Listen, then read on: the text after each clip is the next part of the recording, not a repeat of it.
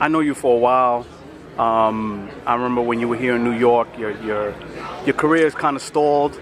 Then you went to the West Coast, and now you're a world champion. How does that feel that you, because of the things you pretty much sacrificed for yourself, put you where you are today?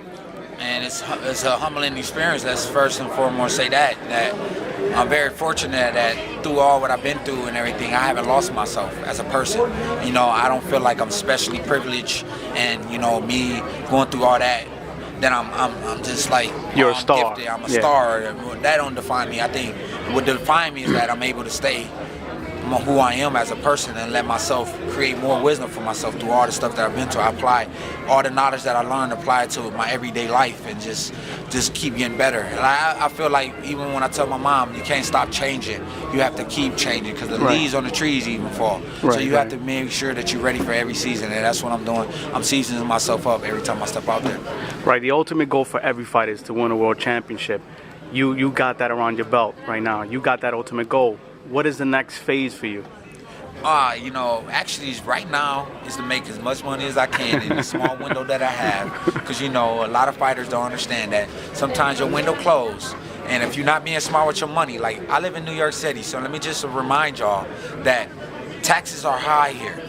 And I pay my taxes, and I don't have nothing to worry about my taxes. So I'm being smart right now, and I'm making sure that I'm putting money away, and I'm doing that right now. That's my main focus, to make sure that every time I step out there, that I'm able to get whatever I can get for the fight, and make sure I'm putting money away so I don't have to be one of those statistics that they say, look at him, he's broke, he don't have nothing. You know, so 30-30, yeah. Yeah, man, that's what changed my life right there, man, seeing that. 30-30, watching that on ESPN. I was in Vegas watching that, and I was like, God damn. Excuse my language. I was like, man, this is something serious. Why would I not know about this type of stuff? You hear about statistically what happens, but now I see it, and it was more evident that I had that type of stuff going on. And it was like I had to get control of that. You had when you won the title, you beat Ndam, who was a boxer, and you was able with your left hook to nullify that fight, knock him down. I believe it was 4 or 5 times. I can't remember how many times it was. You finished Guerrero quick. I believe it was 4 or 5 rounds that you finished him. What kind of outcome you expecting against Gabriel Rosado, who's a game fighter, who we see came against Golovkin and put up a tough fight. He had that fight against one of Floyd Mayweather's fighters in Vegas, and he also gave him a good fight. He dropped him, and I can't remember what round it was.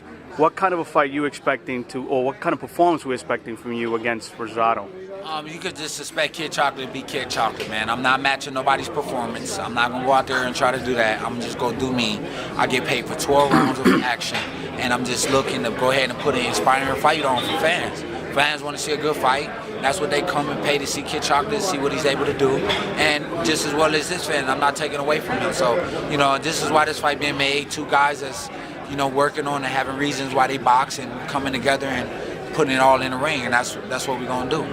What do you think about Gabriel Rosado? I think he could put 2 gloves on and punch, and I have to respect that about him. He made some comments about, you know, knocking me out. He's been training for the knockout. Thank you for letting me know what to look for. You know what I mean? I'm gonna be watching and looking for the knockout now. You know what I'm saying? And what you trying to do? You know, a lot of people, you know, they see me as like, he don't go to the body. He's not. You don't throw value punches. But you know what happens when you're not being smart?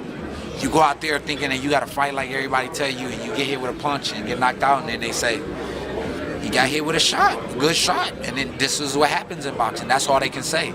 But smart fighters, you always hear that, oh, he's boring, or oh, he's not throwing enough punches. They say all these things, but like what's very evident in my career is that I'm winning. I'm 29-0 with 21 knockouts, and I've been in there with some good fighters. And not to say I wasn't supposed to beat a lot of those guys. I feel like I'm supposed to beat whoever they put me in there. That's just my mentality. Right. You know, at the end of the day, I'm just doing what, you know, God has sent me here to do. And like I said, I don't believe it's just boxing. I believe it's bigger than boxing. I got a bigger purpose that I'm finding out every day, and it's just all about me just going out there and just putting my best foot forward and you know, keep striving.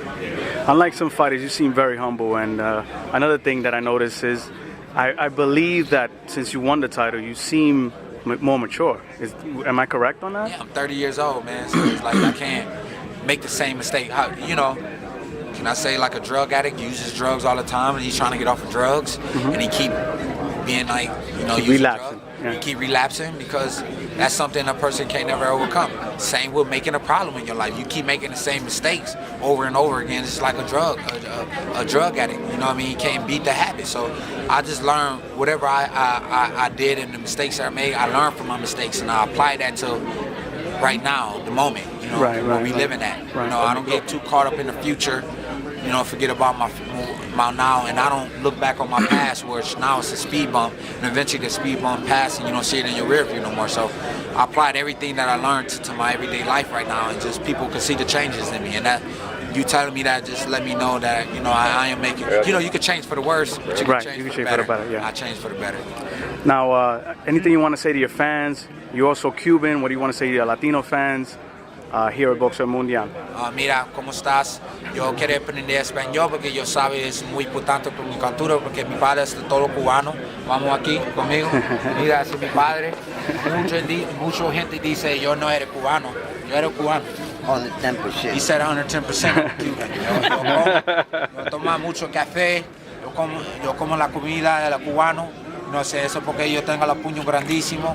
You know what I mean? What else y'all want to say, man? Like, F just me being on the stride to learn Spanish. This is say what's in my heart, man. You know, like, I am a Cuban, and not a lot of people will be able to say that I'm not. I keep my Cuban pops around me every day, and, you know, he'd be enough Cuban for me. I have one more question, though.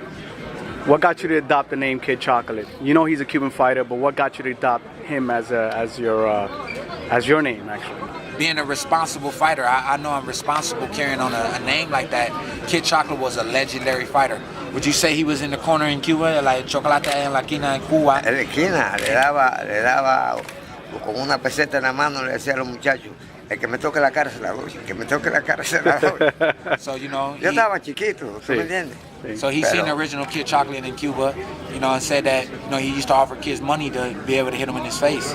And, you know, that right there is, he's the best, one of the best fighters to ever come out of Cuba, and taking on a name like him, which a lot of Americans or people don't get to know. It won't be me paying him, you know, like respect to my heritage, my culture, and what I am and who I am. You know what I'm saying? So it's like me keeping that name alive brought a lot of light to him and who he was as a person. So it's like my way to keeping the sport alive. 0-0 and all I'm not.